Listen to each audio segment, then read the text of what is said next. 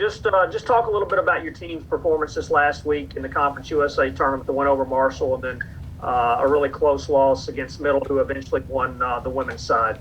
Yeah, I thought our team going in, we knew we were going to be a little shorthanded, obviously, not having Bree Harris for the last couple of weeks, not having her in the Rice Series, and then not having her for the tournament. That was a big loss for us, but just really proud of our team and how they competed. I thought, when you get to March, I thought we liked our bracket and we liked, our matchups, felt good about it, but we knew that every game was going to be tough, and obviously that was the case against Marshall in that first game. Our kids really competed hard. Not a lot of fouls called on either team, so it was really hard to score at the rim.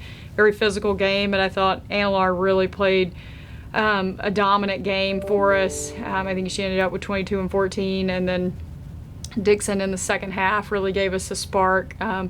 But Walker's play, obviously, at the end of the game was phenomenal, and our kids just, we were able to get stops when we needed it. There aren't many times where I've never, in all my years of basketball as a player, as an assistant, as a head coach, have ever had a team had 3 people score, and you score 50 and you win.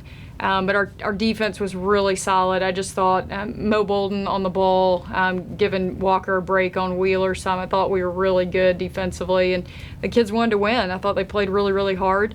I thought we competed really well against Middle. I didn't think we were great defensively. Mo went down in the second quarter, early in the second quarter with a knee, and really battled to just get back out there and give us what she had in the third quarter, just to give us a little bit more perimeter defense. I thought, their 4 and 5 stepped out and hit some threes, and obviously they did it in the championship game too. But we had some problems. They put us in a bad spot guarding their ball screens because you have to pay so much attention to Hayes on the ball and just keeping her contained so she doesn't get to the rim and get to the free throw line. And then if their bigs are shooting it well on their pick and pop, they're really tough to guard. We were a little slow on some rotations that gave them some threes. But, again, we're right there with 20 seconds left with the ball on a sideline inbounds, and felt really good about it, down 3 with a chance to tie, and fumbled the ball and had a jump ball, lost possession, had to foul, ended up losing by 6. But loved the way our kids competed. They wasn't ready for it to be over with, and they certainly weren't either, but felt like we got as much out of this group with our numbers as what we did. I'm just really proud of their effort. Questions? Go ahead, Bo. Brooke, we know that recruiting last year was pretty awkward and tough to do with what was going on. Now we're in a new, changing, evolving phase. Do you have any idea of how that'll look like as we move on from here?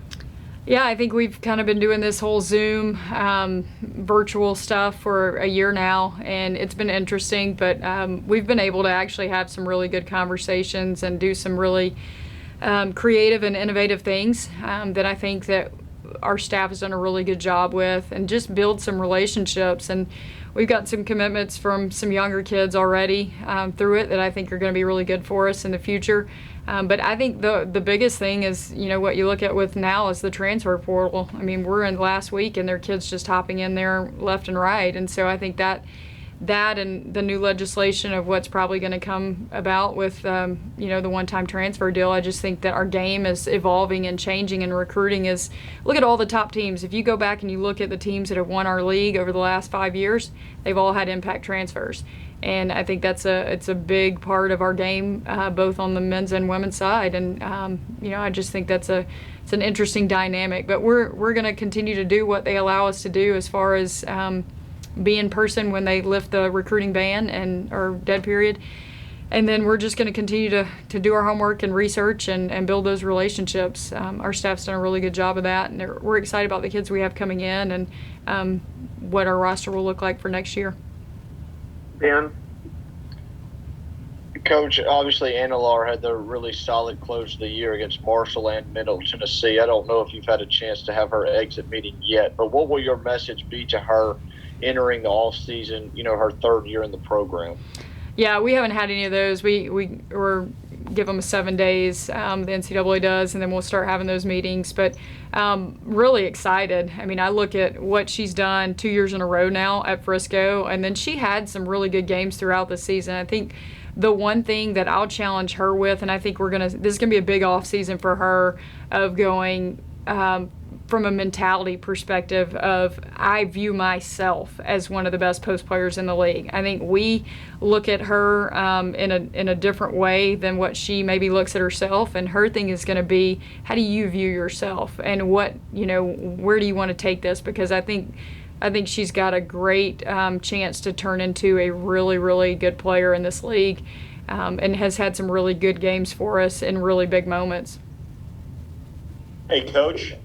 Hey, what do you think got in Anna Lahr as far as progression-wise? What changed for Anna Lahr from last year to this year, to where she just essentially blew up to being the second leading scorer on the team?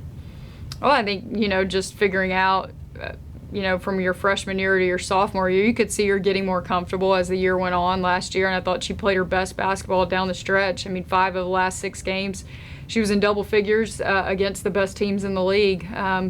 Against Rice, 6'9" Nancy Mulkey, at Western Kentucky against El Jadaway, and in the tournament against UAB. And I think that she gained confidence in that. And, there's one thing from playing high school basketball and then going and competing at the college level, especially, in intense moments. And she gained confidence from that. But again, I think it goes back to her viewing herself that way, of, I can be a dominant player in this league. And when you view yourself that way, and not in an arrogant way, but that's what the expectation for you is, it's been neat to see that progression already, and we think she's got a long way to go. But we think that she, she's got the right mindset too, of, you tell her what you want her to work on, and she just goes and does it. And I think that that's a rare a characteristic to find in young people today, that they'll just go and just work on something and put their mind to it, and she does that. And so I think that as we have these meetings and we talk about her development and her plan, we'll challenge her in some different ways to expand her game, and I think, I have no doubt she'll go do that. Chris, you're like the kid in the class that never raises his hand. He just blurts the answer out. Who's got a question? Corey?